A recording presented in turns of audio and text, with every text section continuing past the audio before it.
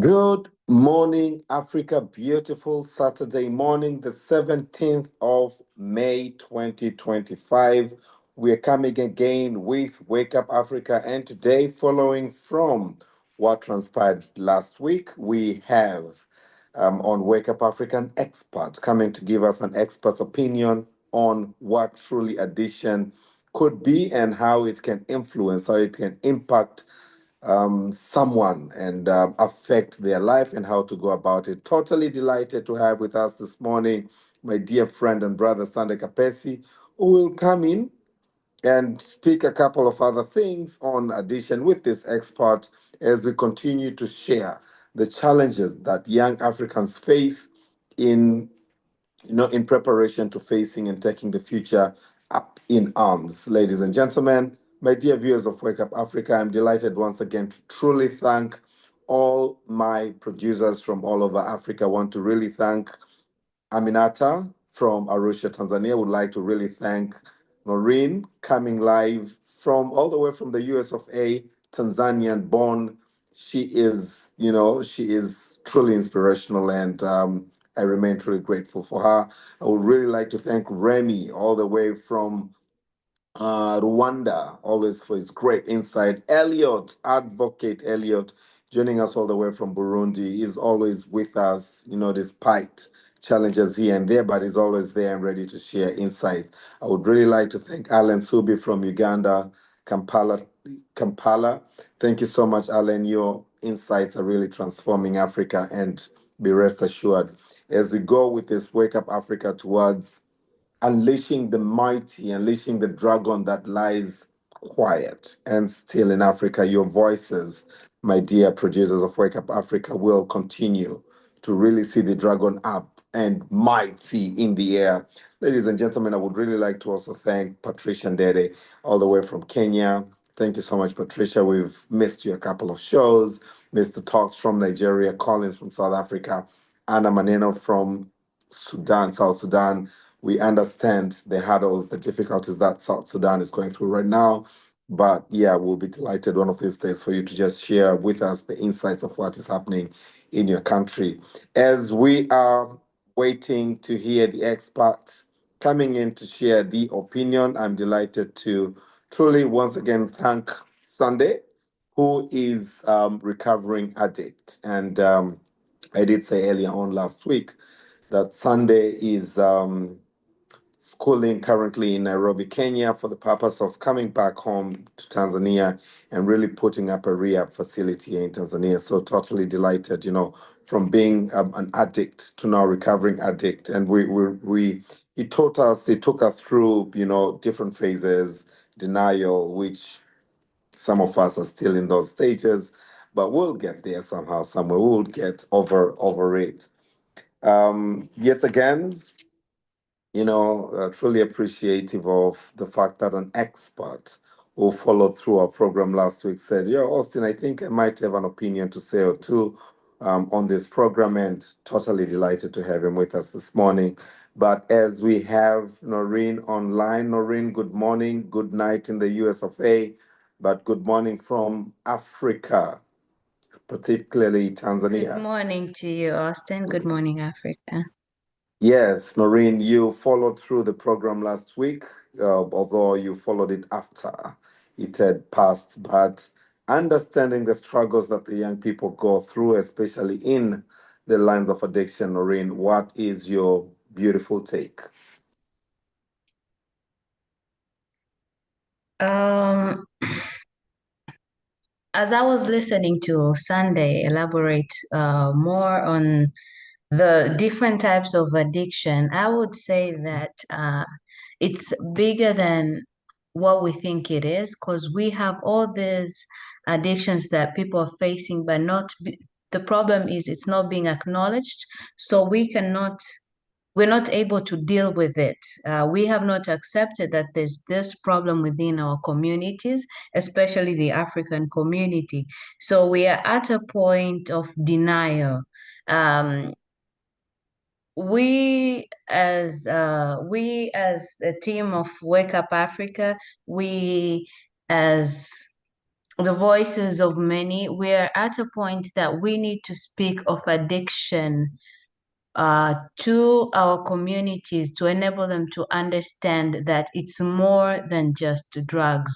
There is more to it because we have only termed it in terms of drugs. This person does drugs. This is an addict, but we are not touching different aspects, other aspects. We have a lot of youth that at this point are addicted to their phones. They're addicted to social media, which has not being addressed. So yes, this is a very, very crucial topic, and I am very delighted that we could actually do this again. Unfortunately, I wasn't able to join last week, and today I said, shove comes to shove, I have to be on this session.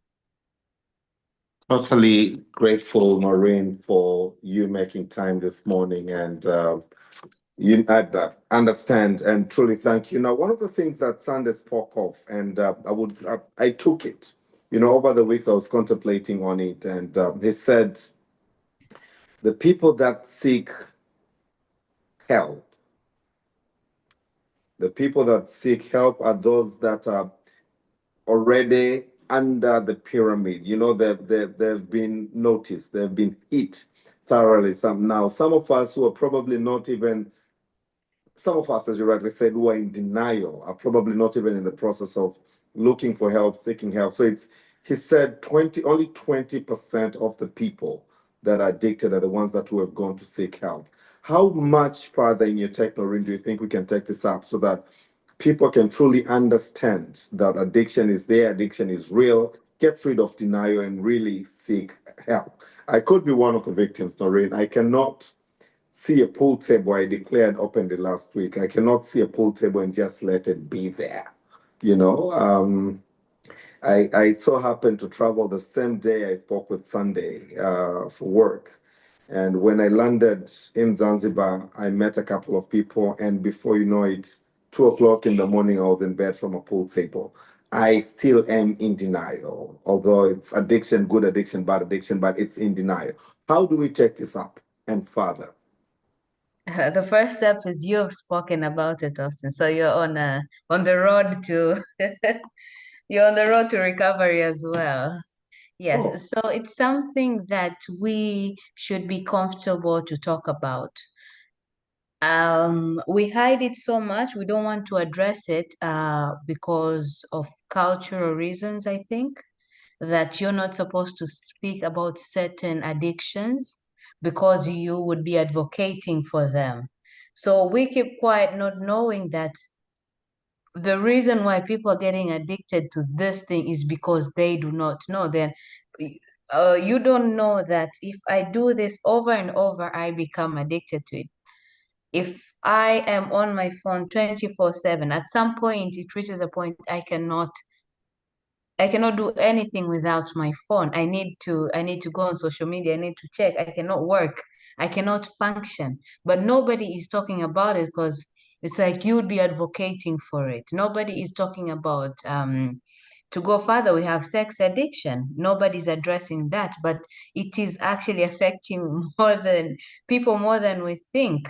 And to an extent that it has become a problem to many more than we know it, yeah? But culturally, you cannot say it, you cannot speak about it. So we should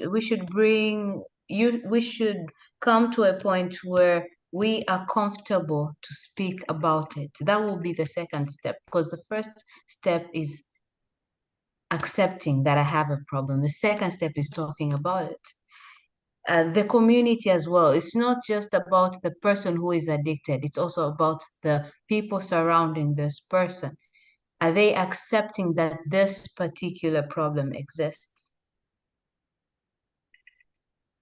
I was talking to a bunch of other people who watched the program last week, and they underscored what Sunday truly explained about, the root cause. So we are addressing addiction. We want to give someone a pill. We want to give someone a therapy. without truly looking onto what caused the addiction at first point. And we did not mention last week, but Noreen, some of us, I do not know, but most young people start, consuming alcohol or getting into drugs into schools. It could be peer pressure or peer influence. It could be academic difficulties or health related problems. You impose issues in your mind and you say, no, I think I need something, then relationships, poor relationships with the peer, within peers, but again, parents tend to subject their children and offspring into so much pressure, relationship not being there for them, and then they tend to, look onto alternatives. Do you think now our education system or parenting system, our social structures need to really reconsider influences that could really bring young people into abusing or excessive drug use and alcohol? I think that is at the primary level. So yes, it's a big factor. The relationships that we have with our peers, the relationship that we have with family, they have driven a lot of addicts to a point where they are at the moment, or at the moment they were. So it Mhm. has yes, it has a big role to play. Okay. So what should we do? I mean, if you had a blank check and if you're a minister of social affairs or minister of education, where from mid to late 20s, once your people are in the education system, the formal education system, this is when they start to abuse drugs. What should be done in your take? There's a saying that says curiosity is what killed the cat, and it wasn't knowledge. So I think knowledge would be would be a great, what do you say, what do you call mwarobaini in English? But it would But be, the medicine. yes, it would There, be, it's it's not the typical medicine actually, translation from but Morbane is a neem tree, but the referral is the medicine that comes from the neem. mm, yes. So it would actually not cure, but it would be something that helps drive to the cure. Okay. Because nobody, if you know, most of the peers are driven into trying this drugs, trying these different things because they have no knowledge about it. So it's curiosity. I want to try this. How does it feel? Okay, what do you think? How is this? But if we have the knowledge, and the knowledge comes from talking, we need, I'll go back to my point. We need to have a community that talks about these things. Once you know, and you know the effects, you know this, you know this, if I do this, this is the outcome. It would reduce to a larger percent the people that try out. Nobody's going to try something that knows it's going to kill them, it's going to bring them, it's going to spoil their future, but most of these people try out because of curiosity. Will I also feel that way? Does it feel if I smoke this? How am I going to feel? Am I going to feel like what they say? Um, will I be this? The curiosity part. So we need to have a community that speaks of addiction. Okay, the community that speaks of addiction, and I'm picking this up myself, having teenager in my house and young boys coming up very quickly. And I got this line, Noreen, that it says, when children or young adults start abusing or excessively use of drugs, is the period when they move away from their parents, they begin college, enlist to different programs, or start a career, start their own lives. They kind of start feeling like, okay, so now I am free, I can do anything I want. Now my parent is not on my back, I can do anything I want. I can take a beer. Who cares? It's just one bottle. And before you know it, They are 10, and before you know it, they sleep at the bar.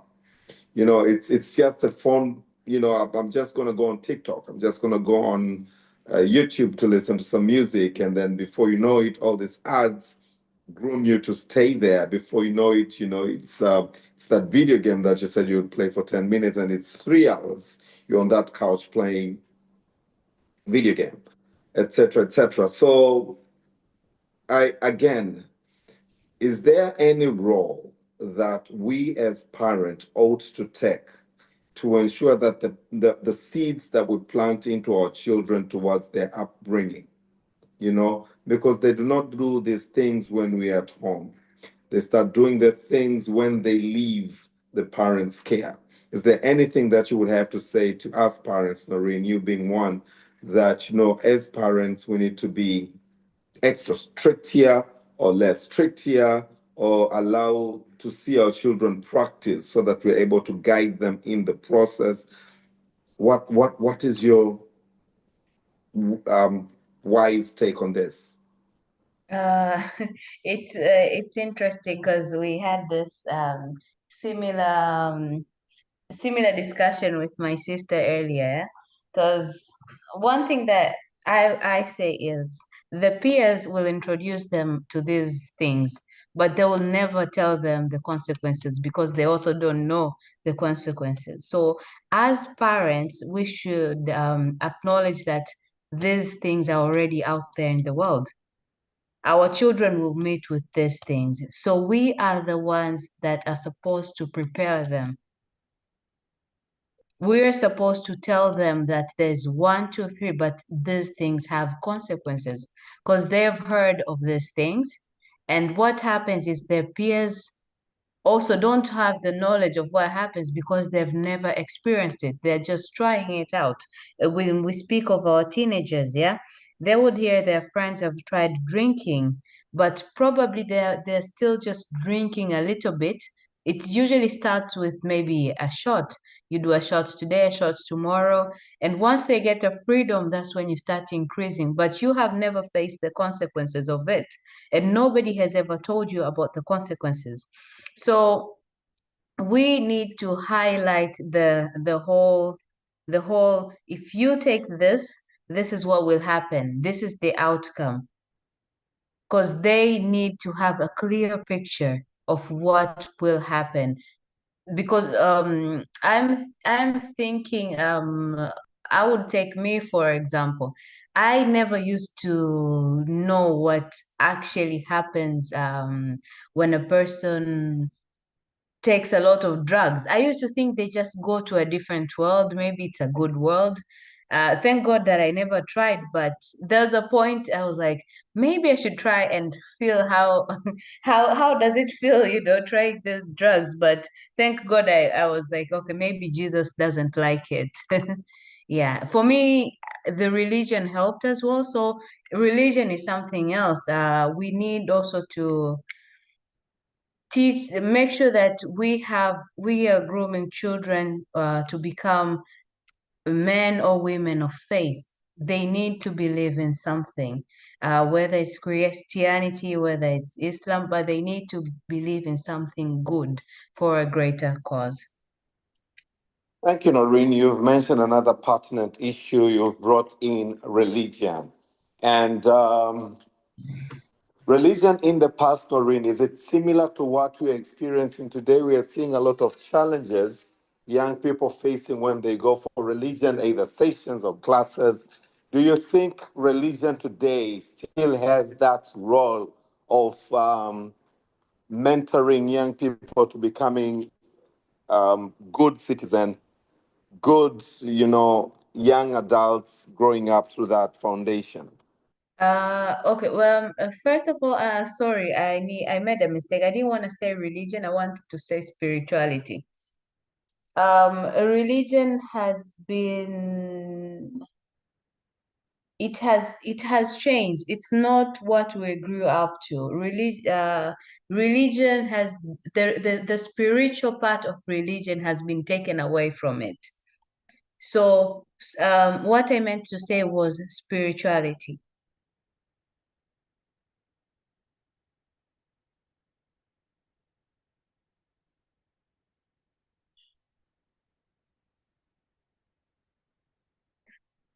when we speak of spirituality, it's more than the buildings. It's more than whatever they preach. It's more about God, because religion has brought a certain new culture of everybody trying to speak of God in their perspective, but not really who God is. But spirituality is different, and spirituality is not as easy as we put it to be. So, but that is a whole different, and it's a whole different subject, and it's a bigger subject, yeah, so to say. Absolutely right, Noreen. Thank you so much. It's spirituality, your relationship with God, that most young people lose in the process. Now, Noreen, I would, as much as we are on Wake Up Africa, looking onto how young Africans need to to really take up the future. What is the practice in the US of A? Our people living there, especially in getting rid of best practices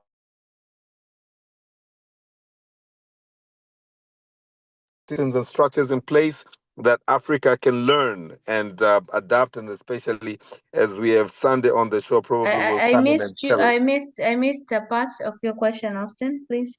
So my question is, what are some of the best practices we can learn from countries like the US of A in terms of the support system they have to people, young adults falling into substance abuse? Um. So here, there are policies, there's AA meetings, but as well as the law is very strict on drug abuse. So it has reduced to because you will not be able to have a proper earning, you cannot drive, you cannot do all these things because they are very, very strict about drugs, alcohol, all this substance abuse, actually addiction. There's a lot of AA meetings and all this.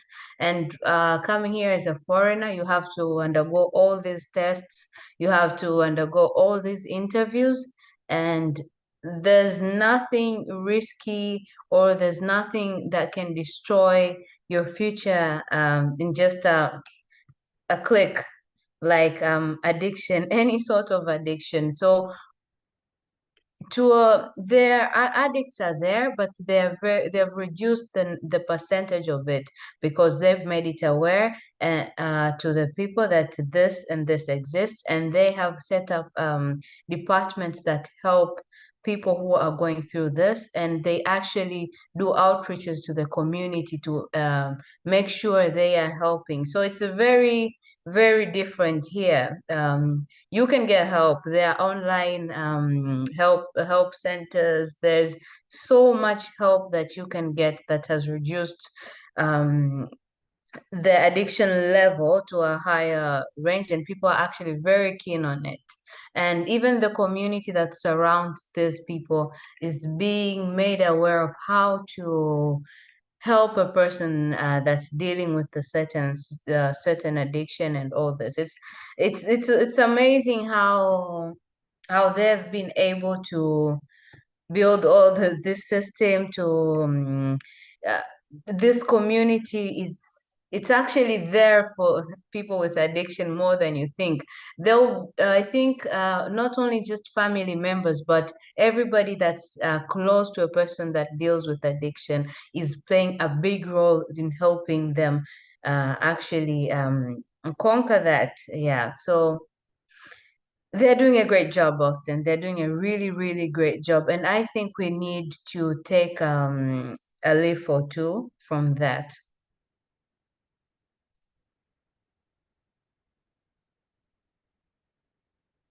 So thank you very much, Noreen. What you have just put into perspective is the holistic approach that the community, the society, the country has taken in place despite there's 10 measures. One of the things that Sunday had mentioned last week as well is the fact that we wait until we see people walking on street. This is when we start looking for interventions. But when people start experimenting, and are there any interventions like such in the US of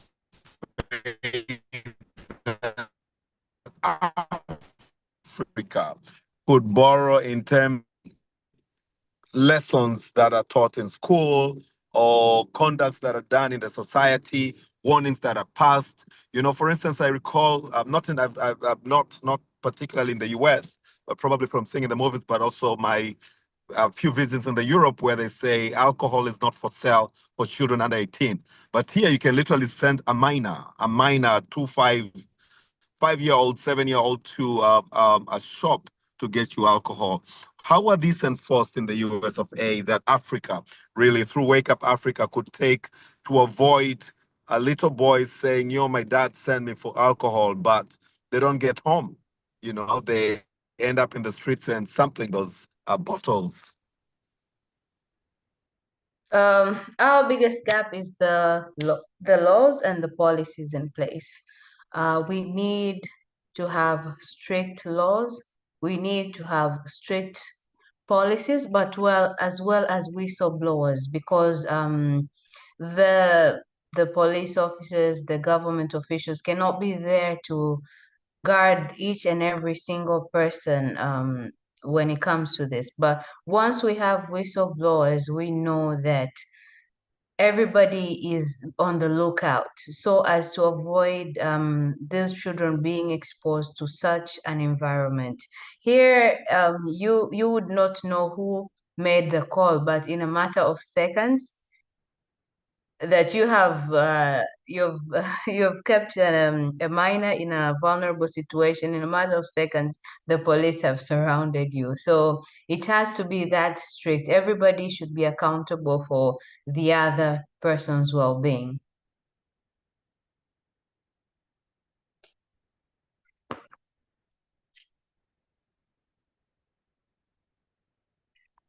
I take that as accountability, which is more or less a miss in Africa, that we really need to look, be your brother's keeper. Be your brother's keeper. There was once upon a time, Noreen, a couple of years ago, when we saw a video of a young child at a bar with the parent, I think, and this child was sipping a bottle of alcohol in a bar, and then someone took a video, and that video went viral. I remember personally confronting not the father because I did not know where that video came from, but I knew where that bottle of beer, the company, and I looked for the managers, the director's number. I called the director, confronted the director. Then he said, well, we condemned that act. Now, my question is not on the condemning. My question is not on that act. My question is, do parents realize the role and the influence they have to their children to getting them into substance abuse? We spoke about relationship earlier on, that you do not have a very good relationship with your family, with your kids. Then the kids now end up to, getting into substance abuse because my father's not here, my mother's not here, so who cares? Let me just sample this. Now, when it comes to a level whereby a child massively and aggressively cries for to sip a bottle of beer or something, which is almost very typical in almost every household. Are we getting them to starting? Is slowly getting into alcohol consumption, which again, at the age of 7, probably by the time they're 10, 13, they're already, consumers of excessive alcohol and drugs. Um, so we are living at an age where everything has is at the is at the palm of your hand. We have the phones, yeah. We have made it a custom that we think that bad publicity is what makes us famous, is what gives us a earning. So parents have been doing very, very hilarious things um, at the expense of their children, including giving minors substances, giving minors alcohol. Also, you're speaking about a bottle. I saw a video of a baby being given a cigarette. You would imagine that baby has not, is not even a toddler. It's a baby. Like I doubt even if that baby has 6 months. But they're given a cigarette to smoke. Given this baby comes to 5 years, this is the baby, the toddler would be an addict, will not do without cigarettes, but at the expense of going viral on social media. So we need to sit down with parents, especially the young parents, and make them understand that there is greater things to life than content creation. And these kids need to be in an environment where they're not subjected to certain things that could harm them. They need to be taught that you might be doing it for fun, you might be doing it for popularity, but at the end of the day, you're subjecting this child to a certain addiction. You are submitting this child to health defects. This can actually cost their life, because the alcohol consumption given to the child's body cannot handle that amount of alcohol. So at certain point, it's going to damage their organs. Is this is a threat to their life. So we need that out there. So I'll go back to my point of that there's not enough knowledge out there. People are taking it easily. People think once you take alcohol, I'll go the next day when I wake up, it's out. But they do not know what happens to the body. I can smoke today. Once I smoke, I release it. It's gone. They don't know what is left inside their bodies and the damage that it causes. So we need this knowledge of what really happens. What are the consequences? Totally. Noreen, thank you so much. And the insights that you gave me take me back to, the days when I used to go clubbing. And, the way the commercials on the roads are put in promoting, a certain alcohol company, this and that, or cigarette, the way, the very nice young looking boys and girls looking so cool, they even use the words look cool with a certain brand, and Yeah. since many young people want to look cool, they tend to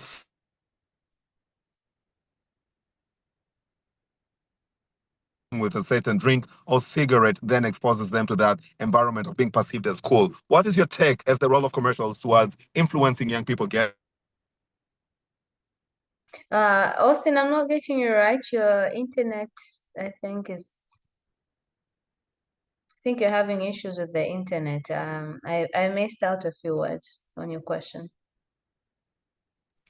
What roles do commercials, TV commercials, social media commercial, billboards have to do with and getting into alcohol consumption and use of cigarettes and other drugs? Oh, so they have a rule here in the US. If you're doing a commercial for any product that doesn't allow minors to partake in, like anything that is not for 18 and less, you're not supposed to use it in the commercial. Like if you're doing an advert for beer, you cannot drink in the commercial because you'd be advocating for the use of it. You can speak about the brand, but not the use of it.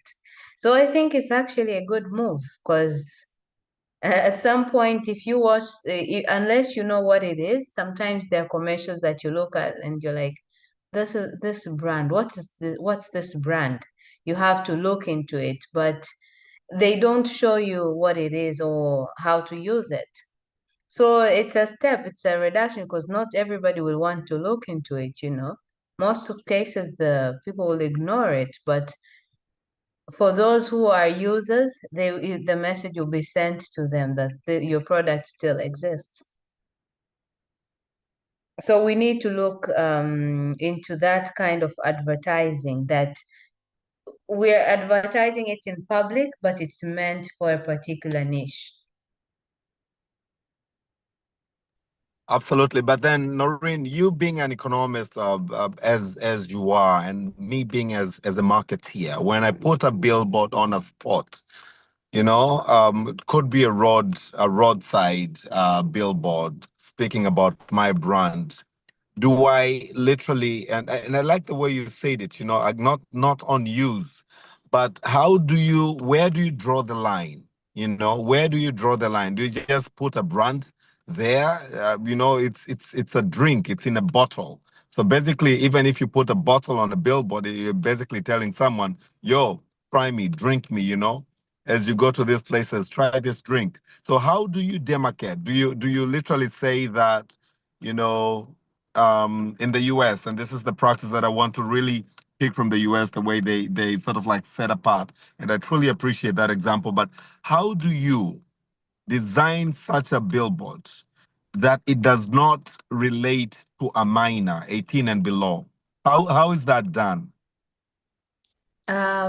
So they usually just show the brand. If not, if you're showing the bottle, you have to write down that it's not for person under 18, the side effects, the health effects of it, it can lead to addiction and all that. You have to outline it. So what they do, it will just pop up, like it will pop up a brand, a certain brand. Let's give it a brand XY. So you'll just see XY without anything else. But because you use that product, you know, oh, XY exists. Oh, okay. You have been to Turkey, and I was in Turkey the other day, Noreen, Yes. and I recall on at my hotel on the table when I went for breakfast, a beautiful view from my hotel. I recall seeing Yes. a pack of cigarettes, and at the back, they showed a picture of the lungs owned by cancer as a result to excessive smoking. We do not have this in Africa. I've been to a couple of African countries, and I can't recall any of the African countries' cigarettes even say that. We have issues like that. You would have a big billboard, a very huge billboard, and a very small font and in italic say cigarette smoking is dangerous for your health. Are we really communicating? We are not. We are. This is what we were saying, that we need each person accountable for the well-being of the other person. In the other countries, they are very concerned about the health, but as well as they know that there are people who have come to an agreement that that's what they want to use. They want to subject themselves to that environment. So you let them be, but they give out warnings, of which for us that we do not account for that. We're not accountable to the well-being of others. We think that if we put that out there, then that means we will not sell. We're more about selling, but we do not care what happens to the users. That is not our problem. We are trying to maximize our profits, but the well-being of our communities is not our problem. Lorraine, then whose problem is that? Please give us your insight. The well-being of the people is not anyone's business. Whose business is that? It should be ours, Austin. It should actually be ours, but we actually say that we think we think of capitalism as the worst kind of economy, right? But I would advocate for it because it has principles and it has values. To what we are doing, I don't know if it's communal, if it's socialism, or it's whatever it is.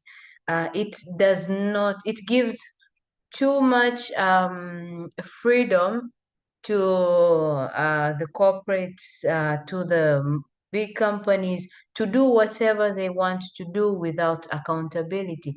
There are no clear rules or clear policies that come with because if a policy is set in place, that means there are consequences to certain actions. Like there should be consequences to products that are advertised without showing the actual effect of it. There should be consequences to companies that are selling cigarettes without helping out patients with cancer, without helping out people with addiction, without outlining the effects of it. So we need to hold these companies accountable. We need to hold these corporate companies accountable to whatever they are doing to the community. Noreen, talking about holding companies accountable, talking about capitalism, talking about corporate social responsibility. Do you really think the impact that these products cause in our lives can be matched by the contribution that they give in in the society after the effect of drug or substance or alcohol abuse? And I'm delighted that Vitalis has joined us. Welcome on board, Vitalis, as Noreen is responding to that. Do you think the corporate social responsibility anyone can impose on can really match onto the impact that these alcohol and other substances cause into the community? If the laws are clear, Austin, then they can. But if it's not, it's just for in favor of them, then if we go back to our saying of who's sitting on the edge of the knife.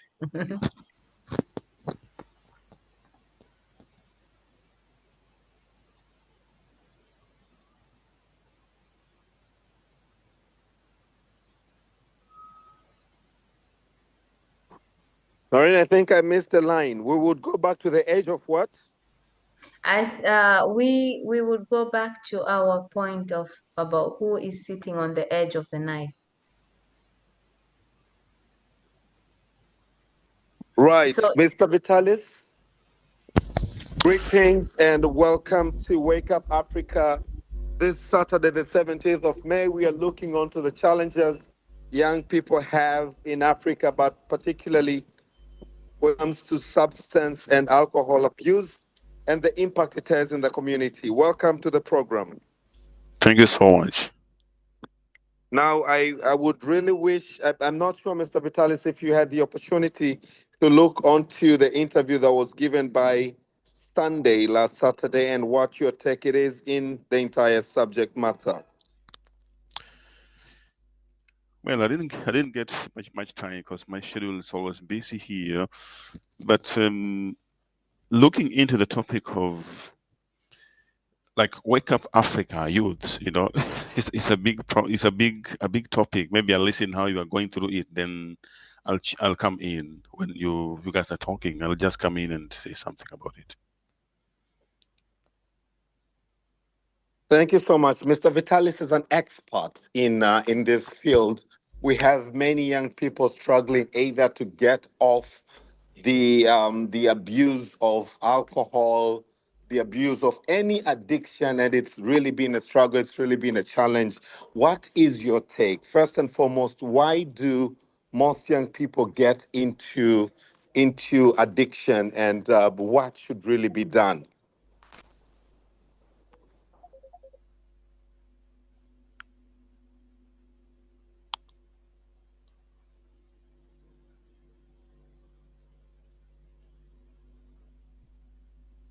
Mr. Hello? Vitalis, are you there? I can't hear you well. You're saying why do? I'm saying, why do most young people get into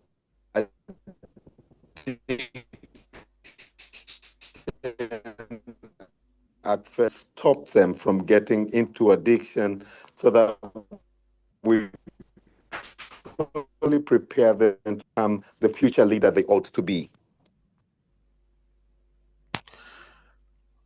Okay, there are various reasons as to why young people can get into addiction. I'm also a young person. I'm not all that old. I'm a Gen Z, as you can say. One thing that makes young people to get into addiction is like lack of hope or lack of faith in the government.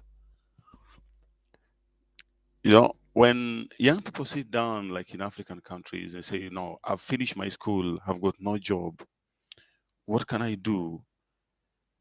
This brings us into a situation whereby somebody's saying, I can do nothing, rather than hanging out with friends. But addressing drug addiction among young people in Africa requires a very, very comprehensive approach and understanding. One thing that we need to understand that brings us into this situation of drug abuse and drug addict, which goes into the mental illnesses, is something called, education and awareness. Providing accurate information about substance abuse risk and consequences. We need to give that, because that is lacking in our societies. We talk much about things outside, but don't really give the drug abuse a systematic formation in terms of educating young people and making them aware of what risks are. We do them in school in biology or this risk of drug, but we don't go after that. We don't see the government lining well how to educate young people to create this awareness of what drugs can do to them. Another thing is looking for economic opportunities that are not well received, creating jobs and economic opportunities to reduce poverty and unemployment. This should help us to cater to kill these things of substance and drug abuse. Because when the economic opportunities are not well created, look at, I don't know where you are, Austin, but I know Naishoke is in US. You can see wherever you are that if you're outside Africa, the approach is different. The approach to the problem of youth are different, because the politicians are not using the youth. They give them opportunities like everybody else. After this school, I go to this school. After here, I go to there. So there's kind of a line that that after this one, I go to this. But in African societies, in most cases, I don't want to generalize, in most cases, you realize that is lacking. A situation whereby somebody is finishing Form 4, he or she goes to university or college. After college, there's no job. Now, lack of job is missing economic opportunities. Even if you apply 6 P's of excellence, which I'll talk about later after this, it's missing.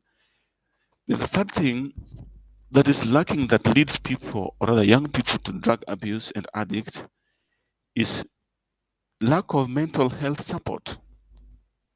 Because I always believe that providing accessible mental health services and support will help young people, even those who have been affected and infected already by the drug and substance abuse, to understand themselves first, and foremost to be accepted in the society. Because always our society say that somebody is drinking, let him be there, let her be there. She's a girl who smokes, let her be there. He's a man who drinks, let her be there. But if you go to other countries like third world countries, what happens? The first world countries, what happens? They're being welcomed in the houses, and we create more psychological opportunities for them. The rehabilitation centers, which are well equipped. We have rehabilitation centers in Tanzania, the rehabilitation centers in Uganda, in all these countries in Africa. But at the end of the day, how are they managed? Sometimes they put much for you to be there, you must pay a lot of fee to be there. And sometimes this will not have a lot of fee. Then the fourth one that I can say, we really lack preventive, like I said before, we really lack preventive measures and treatment. The preventive measures and treatment programs can help us, because this will include what I'm talking about here now, like counseling, and offering even free rehabilitation services. The government is able to provide this. But you cannot blame the government much, but sometimes we blame ourselves, because if I've realized that I'm addicted in one area or the other, I need to look for somebody who can help me. I need to look for my friends where they are so that they may help me. I have to be able to say, well, I'm suffering from this, and this will come from self-acceptance, from whom I am. Like the good book will say that we are created in the image and likeness of God, so we need to apply that to create that subconscious. My conscious tells me, well, I'm doing this, but what can I do next? I need to contact my close friends and families to help me. And this will lead me to the last point, number 5, that leads to the drug abuse and substance, mostly in Africa. We lack much community engagement. Well, Africa is a community-based society whereby we believe in Ubuntu. You live because you are, because I am because you are. But in the recent past, this is going away slowly. It's going away slowly because we are being influenced much by other cultural opportunities, cultural appetites. So we take much cultures into our culture, and this other new cultures comes in to rubbish our culture, to to make us withdraw away from what we used to believe 20 years ago. It's not the same way that is being seen now in Africa. This is true. But addressing these facts and implementation, these are what I can call effective strategies. We can work towards reducing drug addiction among ourselves. We as experts, those who talk about these things, which drug are we using that may influence others directly or indirectly? To finish with, I want to talk about the preparation, which I just hinted during my short presentation. Something to do with 6 P's of excellence. When we want to achieve everything, we must apply the logic of 6 P's of excellence, which will help us to really be somewhere, even if not eradicating drug at all, but we shall be somewhere. 1P, the first P is proper. We must make sure that we get engaged in this program that we've started properly. We are what we call prior, second P. We should do things priorly, not after they have happened already. No, we should do things prior. Preparations. The preparation should be lucid, should be a preparation that helps us to see the world not in one side, to see the world in all 360 degrees, to have a very, very important and good worldview, to say that, well, I'm here, what can I do? If I go to other society, what am I going to do? How is my impact being seen as a person, as a young person? So that I'm saying proper prior preparations. Then prevent. We have many preventing measures. And I just said this is one of them. Unfortunately, many youth don't log into this. They want to log into TikTok and look at things which are nasty. They will log into Facebook, yes, to look at things Facebook which are trending. But such talks that we have here, I wish you could have many people logging in to listen to what we're saying here. So proper preparation prevents poor. Prevent poor. Poor here is a big deal, because poor, we don't talk about economic poverty. No, Africa, we are not economically poor. We are far from being economically poor, but we are poor in terms of getting right information, poor in terms of getting right education, poor in terms of getting values, societal values that help us, that act like a motor to move us to do something good.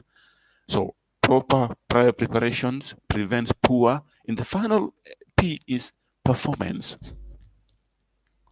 So proper prior preparations prevents poor performance. Performance is very, very important, because somebody who's a drug addict will not perform well.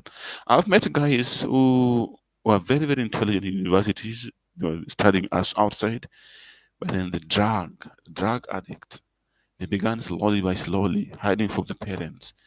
At the end of the day, they could not even move, falling in the strategies, walking and falling, cannot drive, cannot operate in the work. So you realize that performance, when you get into the drug, our performance goes down. But you can increase this performance by preparing properly, priorly, and with a sound mind. I think I'll stop there for now. Thank you so much. Thank you very much, Vitalis. So you've spoken about the 6 Ps, but I would want to ask about the seventh P, peer. Absolutely. Peer, that we could also include it to be 7 because 7 is a complete number. I was putting it 6 because 6 is not a perfect number. We're not Yes. perfect. If we put it to Mm. peer, we can put that to be 6 Ps. 6 Ps of accepting or of running away from our peer influence. Like But that. how much does the seventh P that I've added affect the 6 Ps, or how much does it affect the youth into addiction? Sorry, I didn't get you well. We have the 7P, the seventh P, the peer that I've just introduced. How does it affect? How do peers affect each other into addiction? Other peer here, peer influence and peer pressure. This is very, very, very a big topic also that we Mm-hmm. can't talk about in one sitting. We need Yeah. to get Just to one sum one up, of we this. our Absolutely, our topic is live streaming on YouTube right now, and absolutely. yes, so we usually post it on YouTube. We have our YouTube page that I had shared with you, and some of this have had very, very positive feedbacks. So we understand that, well, these questions and the answers that we are getting are going to help people. So we need to give them a clear picture on how peers as well can affect our youth into addiction, how peers can affect the 6 Ps that are supposed to help us run away from addiction. All right. There are many, several ways and understanding how peer can affect. Can lead us to addiction, and one of them is social acceptance. Young people may feel pressure to fit in with their peer group, and using drugs can use drug as a road or as a path, you know, to gain acceptance or avoid social exclusion. Because when I am with people who are drug addict, what will I do? I'll join them. After joining them, I want to be like them. And this goes to even to sexual addicts, because we have to remember something, that once somebody is addicted, have the drug addiction leads to other ways, other things which are not good, other vices. And one of them is sexual addiction, pornographic addiction, you know, and this can lead to many things. So one thing, how peer pressure, peer group leads to drug addiction is that one. You want to be accepted socially, so you get in and begin using it. A second thing that we talk about, peers may be encouraged to do experimentation. So we have what we call experimentation. Okay, we're in high school or we're in college or university, I'm always alone. Then somebody tells me, no, we go out today, Vitalis. We go out today uh, and do something, We just try something small. Just try once, then you'll be okay. Um, then you ask yourself, but the question now I always ask people, if I try it, who will dry my eyes when it falls apart? You know, because I experimented, but my experimentation is not like yours. You are used to it, to experiment it. So, but who will cry? Who will wipe my eyes when it falls apart? In this situation, when I go back home and parents see me drunkard. The third thing, youth sometimes see things like normal. Like normal, it doesn't matter. It's like pollination across one flower to the other flower of a tree. It's normal, normalizing drug addiction or using drug in this case. Like I say, well, it's normal because so and so is using it, my friend is using it, so what will I do? I also have to use it, It's something which comes abnormally normal. That using drugs, some see like an achievement, and this comes from the peer influence. So the normalization of drug use is very, very common among the youths, even among the adults. This also touches adults because adults use the drug like it's normal. You go to the villages, you find people drinking the local alcohols like it's normal, and they find happiness. But after that, the question is afterlife. After that, what happens? The fourth one, some people are not really do not have high self-esteem. So lack of high self-esteem leads us to accept everything that our peers will tell us. If I'm a friend of Austin, we go out with Austin. Austin is a self-esteem guy. And whatever I tell him, he will do. He'll tell me, well, I'm in your hands. Whatever you tell me, I'll do. So I begin using shisha, I begin using marijuana, all sorts of drugs. At the end of the day, using kuber that they put here on the lips, kuber, then the teeth begin turning. We know all the drugs that people use around. The thing is a fashion, percent of fashion. So that matters a lot, Low self-esteem. It's very, very important to understand that. The fifth one and the final one that I would underline is wanting always to remain with my peers. That means I fear being rejected by them, being pushed away from their road. So I take a drug to fit. I take drug to really fit, that I have to fit. So I take this so that I may be part of it, like signing, or like going to a denomination and getting baptized. So it's like fear of being sent away from the group, But peer pressure can be especially influential during certain years of life, like adolescence, we know that, and young adulthood, young fathers, young mothers who are around. When people feel like life is not working, like some saying in broken English that life is not lifing, I want to leave, but I cannot leave. I'm a young dad. I go back to the house, I find child is crying, mother is sick. What can I do? I don't have a good job. Money is not coming. What can I do? I get into drug to console myself, but that is not the solution. The solution is to speak out with the correct people. Speaking out is very, very important, and be able to listen, because when I'm going to speak, I must be able to listen. Because speaking is listening. It's not a matter of speaking much with the mouth, but even going to a person to look, guy, I'm in this situation. What can I do? Then I listen. But above all, we must put God first. We must know how to consult God. Because if we reject God, that's also another road which is very, very slippery, as we can call it, strucevole in Italiano.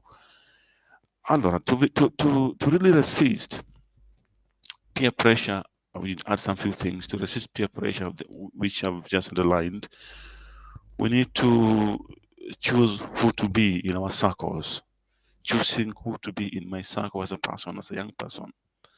I need to spend time with people who encourage me, who support me, who help me to decide to make good choices, healthy choices, sane choices, not death choices. I need to develop strong sense of self-worth. How worthy am I as a person? Do I realize that I'm that person who was created by God? Was I really just bought or taken from the branch of a tree to put down on earth? No, God created me. Why am I wasting myself in this case? So I should go back. We have to go back to realize that self-worth is very important in this case to come out of this. The second last, I need to learn a skill to manage some few things which comes in the line of psychology, or in the line of life of today. Like, how do I manage stress? How do I manage stress? How do I control my emotions? Emotion is a very big thing. Emotion is like iceberg, an iceberg on the ocean. Something small up, but down is big. How can I manage my emotions? This will help us to resist peer pressure. The final one, what I've been repeating in my presentation here, is to seek help, reaching out for people who can help me. And this requires being open, you know, being open to myself, open to God, open to others, you know. So really, these things are not things that we should just talk about them. We should try to understand them. We should try to understand them and know that at the end of the day, life is mine. I can talk like this. Maybe someone saying, okay, these guys have been talking like this all over, so we are used to it. So that means normalizing the situation is not the solution. Because I would refer ourselves to a book written by Robin Sharma, which is very, very painfully sweet. I can say that because it's very, very important to underline that. Robin Sharma wrote a book called Who Will Cry When You Die? Who Will Cry When No, You I Die? need to read that. I'm a very big fan of Robin Sharma. I've read two of his other books. Yeah. Absolutely. Who will cry when you die? Then who will cry when you die is underlining how people are happy when you are born. Everybody, society, African society is very happy when you are born. Everybody is celebrating. Oh, new baby, new girl, new boy. You're going to be so and so. They give you name based on the societal acceptance of names and giving names. So in drug addiction also we ask ourselves, who will cry when I die out of drug? My friends will they be happy? Because when they're introducing you to drug, they're very happy. But when you're dying, will they still be happy? Of course, some will be because they're cheating you. So we need to ask ourselves very tough questions. How can I manage myself? How can I go before others and come out without being negatively influenced? Thank you so much. Thank you very much. Vitalis, as we're waiting for Sunday, the one that had presented last week, he is a recovering addict, and he has set his mission to help other people that are also battling addiction. But what role do you think our community has, both influencing addiction, but as well as helping addicts combat addiction? What the role community play in influencing addiction? Yes. Communities played many roles, many Mhm. many roles. Um, and one of the role is misinformation.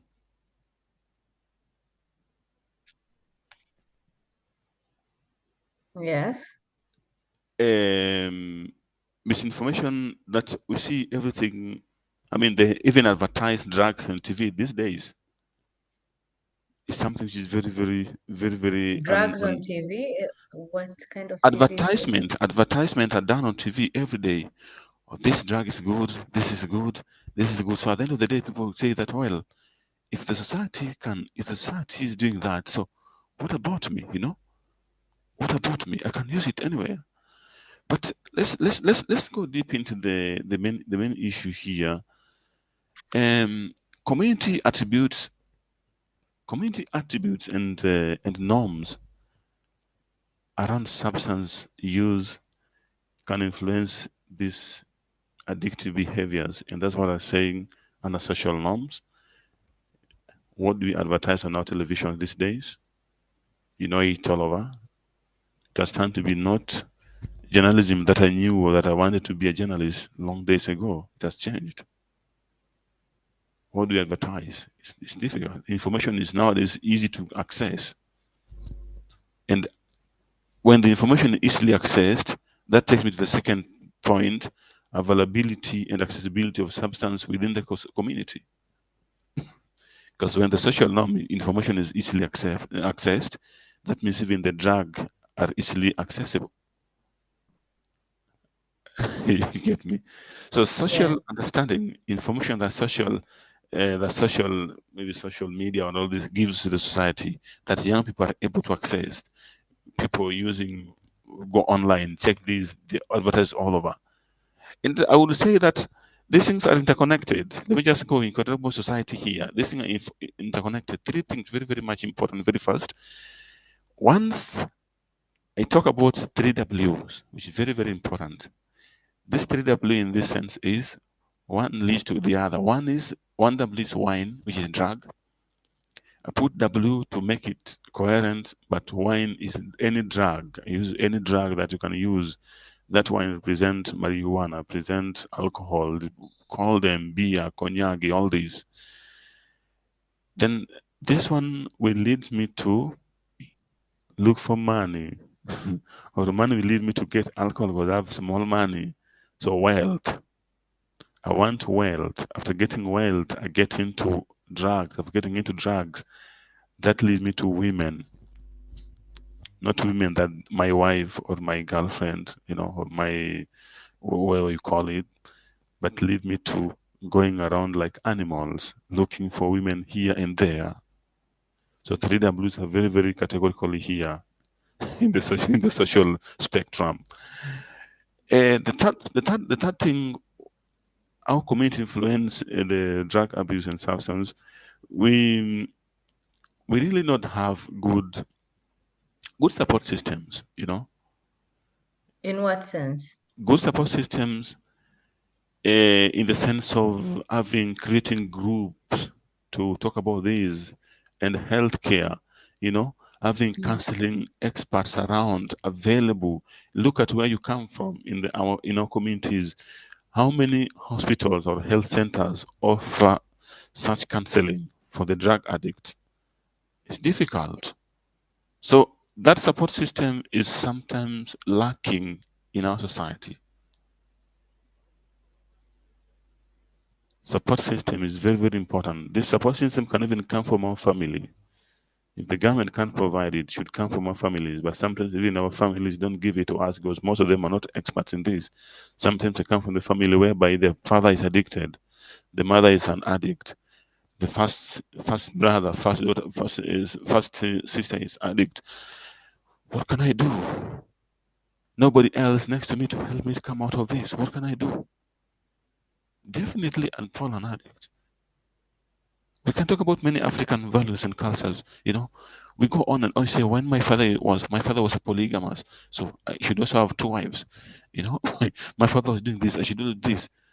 So we have to cut the system of taking from my dad, from my grandmother. Yes, my grandfather. We need to stop that system to be able to stand alone. Say that when I was born at this time, in this in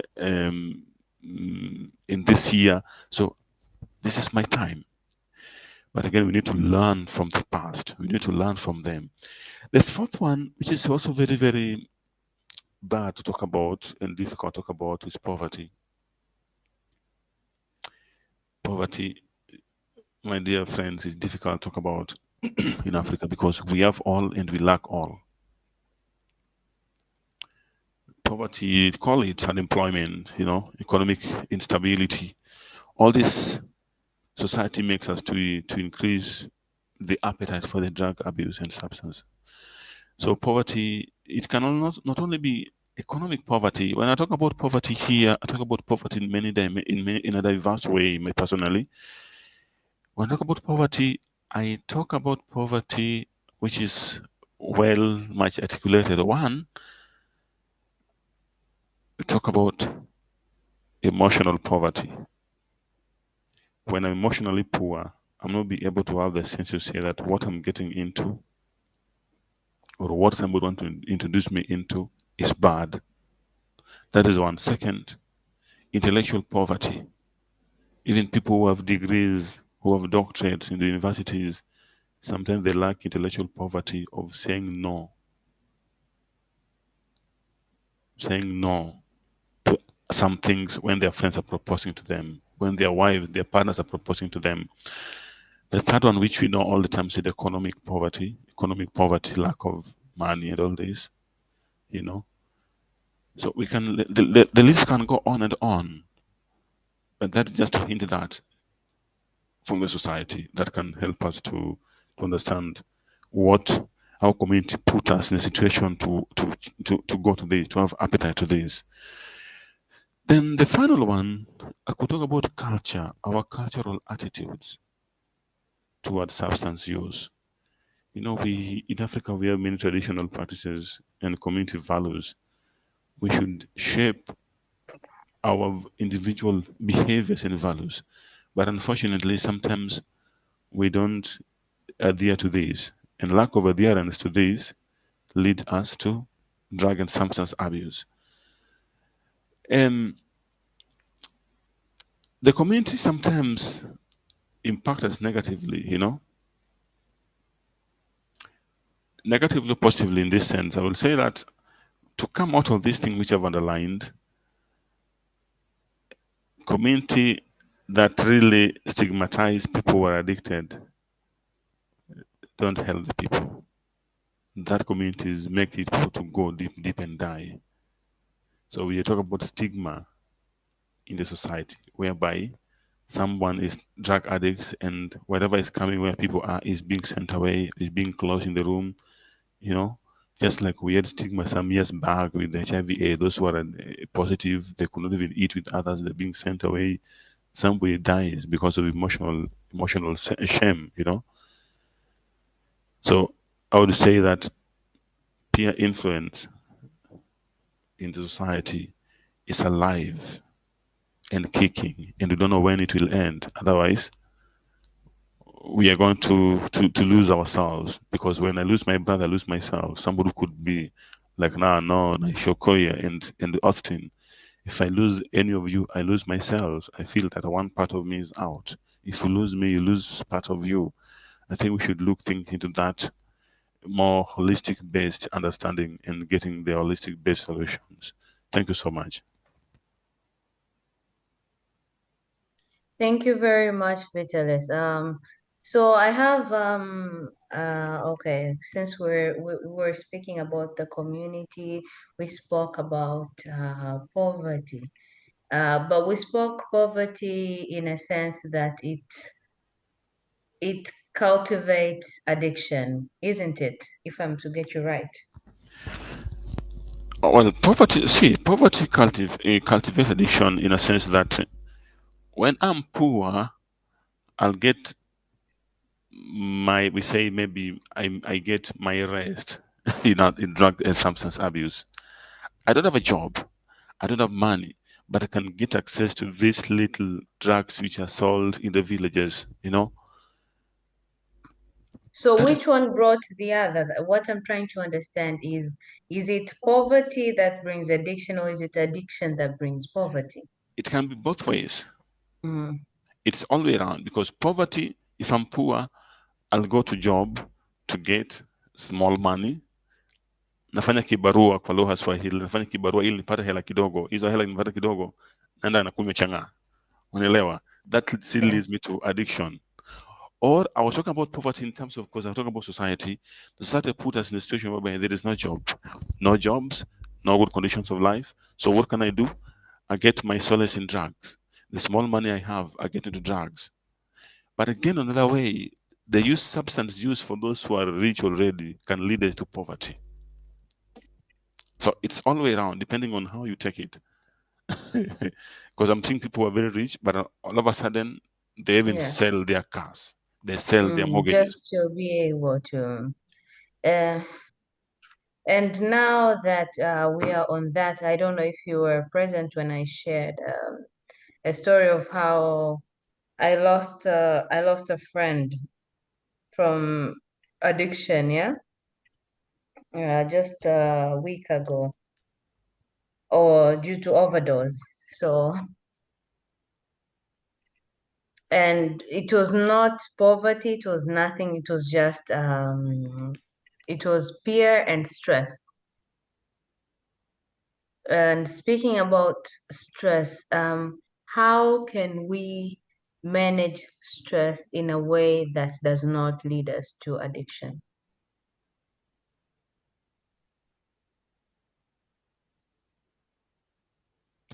To manage stress in a way that Does not lead to addiction, because we have a few things that we do for which are very common in our communities. It's either when I'm stressed out, I'll go drinking. When men are stressed out, they seek for sex. How can we manage stress in a way that does not lead to addiction? stress is a I will tell you that we need to really find one day again to talk about it. These are very big topics that Okay. putting them together, the drug addiction will not help as well to understand. Well, I just want that part Yes, of how I'm going to manage my stress without getting into something that will lead into addiction. if I have stress, I'm like a bomb planted on a country. I can't call the countries who are in wars, or you've seen now people fight. The soldiers go to war, they plant them bomb. So if I have stress, I'm like that, or I'm like very, let me say, polythene paper filled with water that anytime can burst. So Mm. if I have stress, I'm like that. That anything small that touches me breaks me. We have got stress management techniques, which are very, very important. I know most of us know them. I will go to those ones. So you must do what you called understanding what stress management techniques are. Physical activities. Am I able to engage in physical activities? Because after that, I'm exhausted. I have to rest well. I eat something, I rest well. So that also prevents anxiety, because anxiety is connected with stress. Once I'm anxious with that stress, I'm not able to really operate. Another thing that is very, very important here is, you know, but this needs exercise, deep breathing exercises that reduce stress. This means this need to be guided. Somebody has to be guided to do this, to relax, which promotes relaxation. Because when somebody is stressed, even the breathing changes.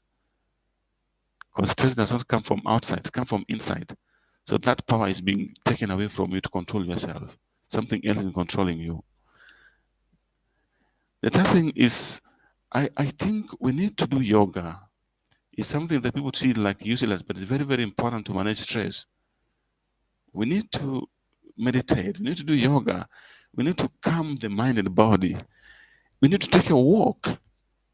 If I'm stressed up, let me go take a walk. Go outside my normal duties, I take a walk. But the problem is most people, when they have stress, they hide in the rooms. They want to be in their rooms, and that's why most of people kill themselves. But if I go outside, I have a walk, I meet few friends who are genuine friends to talk to, that will help me. Another thing, when somebody is stressed up, I know that which is stressing me as a person. I know this is my stressor. I call them stressors. We have got many stressors. What can I do? I have to do journaling. I have to write all the times. I must take books. I must engage in the art of writing my problems all the times. You can come up with a very big book, how you came out of your stress by writing what is stressing you. That is another thing that most people don't understand. Because as I write my thoughts and feelings on the book, I empty them out. I remove them from me. They no longer be part of me. They be part of that book. Then later I read how I came out from them. The final one is to seek help and support, seek help and support from the experts. Because that will help us to calm down our bad negative emotions and negative we say negative breathing, because emotions is a very big thing. So to prevent negative emotions, negative feelings, negative breathings, which will lead me to talk or to kill myself, I need to seek for support. But remember, support comes last. When I've tried all these other things and I didn't succeed, then I resolved to go to support. I think I'm finished from there. Other questions? Because of course there seems here very, very normal, like engaging into activities, reading, painting, all things, playing music and all this. We have got relaxations, you can go out and do muscle relaxation, play games if you're a man who love games, for sports. And this needs a group. I'm in this group. I mean, we need also to have a bit of goals, Do we have goals in our lives? Other than seeking help from others, do I have life goals that I want to use, And also we need to engage much in the prevention strategies, and these prevention strategies like healthy relationships, how healthy is my relationship, build resilience, with people. I mean, education, all this will help us to come out of these. I think those are what I can say as per now. Oh, thank you. Thank you very much, Vitalis. I was hoping by now we would have Sunday so that we could have a further discussion. But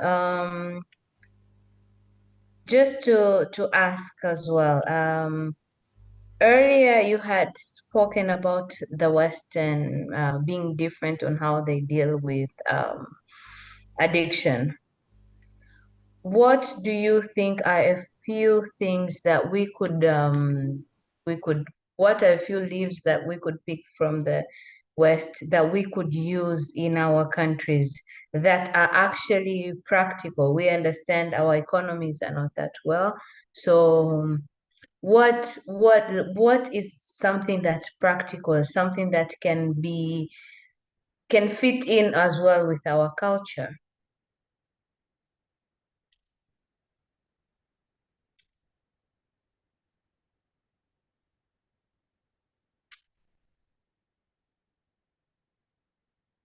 Vitalis, are we together?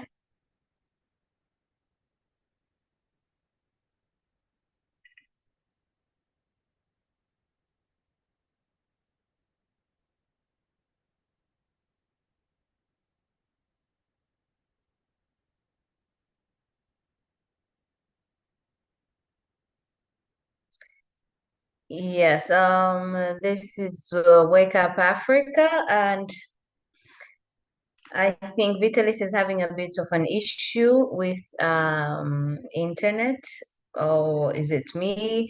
I'm not really certain at this point, but we have been discussing a few things, and him as an expert has highlighted a few things. But one thing that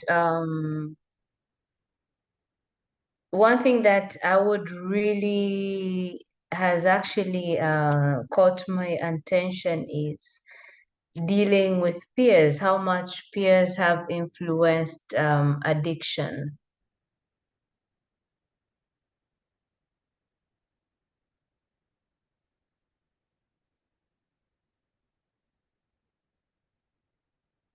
Yes, so we have a lot of things that we could touch on different different different angles when it comes to addiction.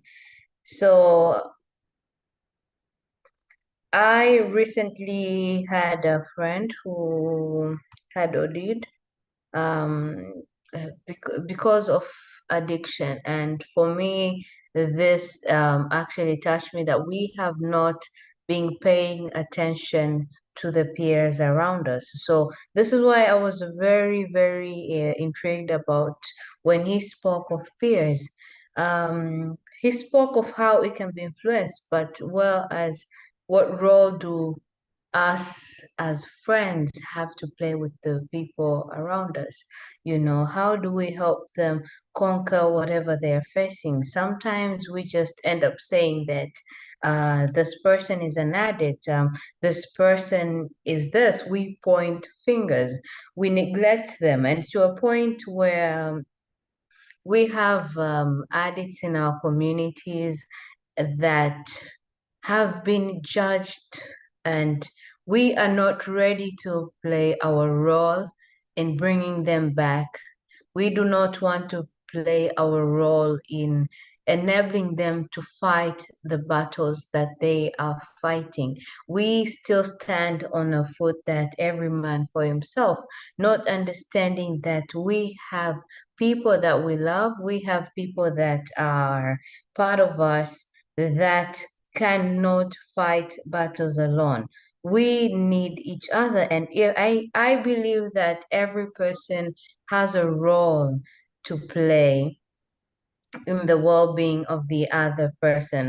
Vitalis, I understand this is you again.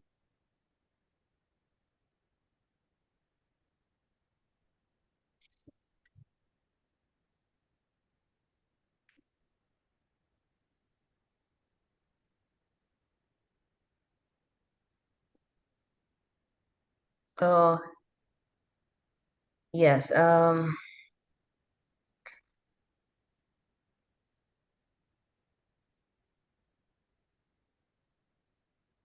All right, yes.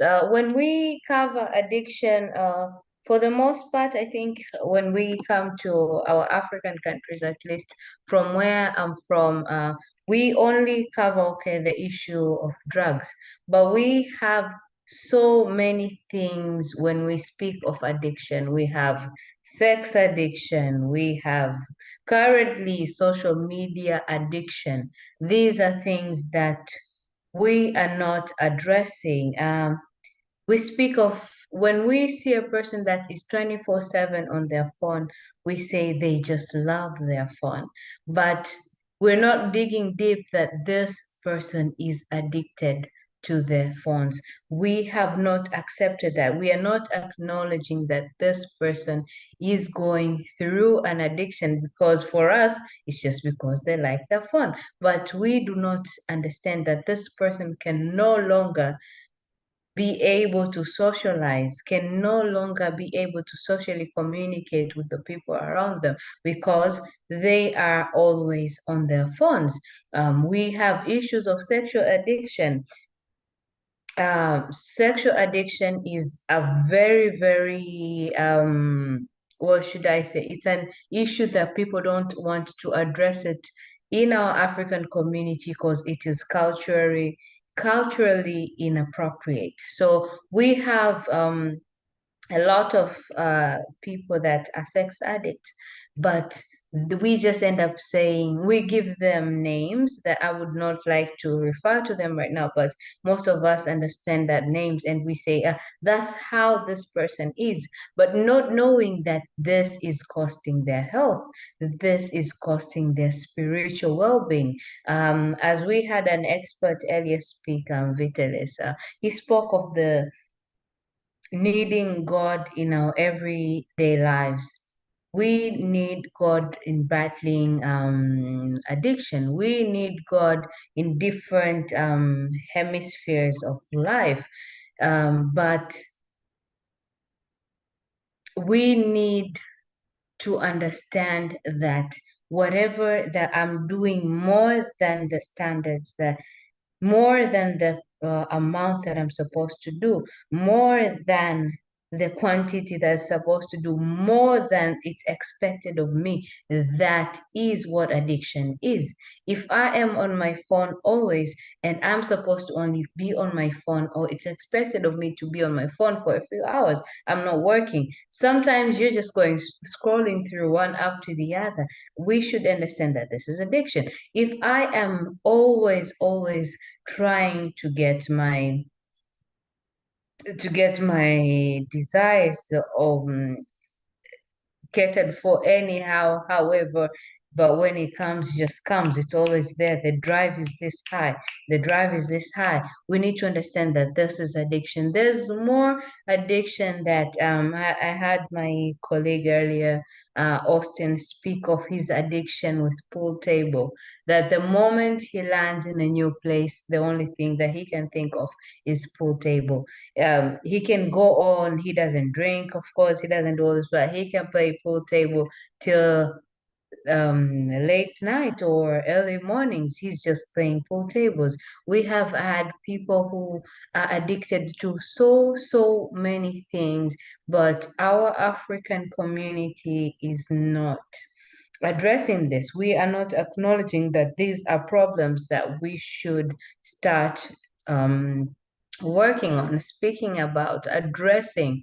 And these addictions have led to a community of people who are, I would say, so this is a funny situation, but it's not funny, I would say, but we have had people who are addicted to biting nails, but nobody speaks that biting your nails is actually not a good thing, because we are meant to have nails, of course, well groomed to a certain level and all this, but we do not address it as an addiction but we should. We have a community, our expert, unfortunately, he has been disconnected at the moment, but he was speaking about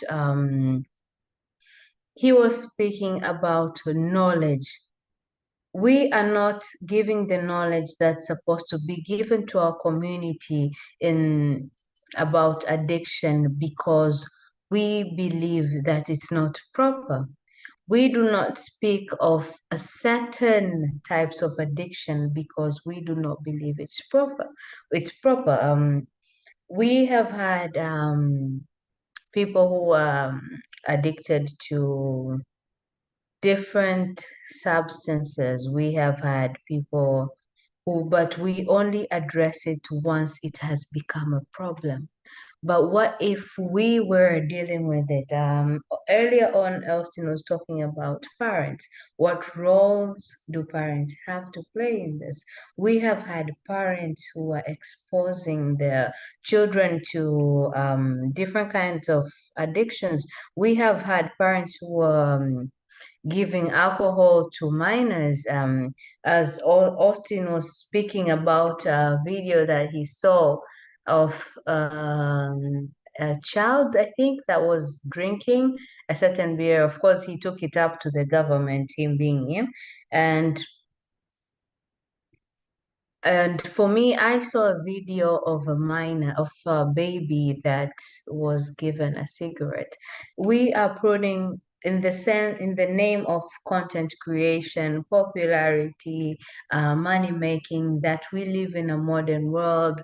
We're Gen Z, we're Gen Alpha, we are untamed, but to what extent and at whose expense? I think that's the question that we should always ask. Even when we are whatever we're doing, I think we should go back. I think my biggest addiction is fear of addiction.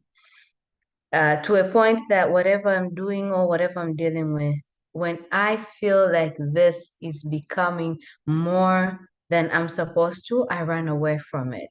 So that I don't know if that would be also termed as an addiction, but I don't know. I wish Vitalis could have better internet so that he could join us here. But yes, but he spoke a lot. He spoke a lot on about the youth, him dealing with youth, and he's doing a great job where he is. He has sessions also probably as well. He might have gone for a session with a group of people who are addicts. Yes, and I think we're at a point as Africans, as a community at large, we should be on the lookout for one another.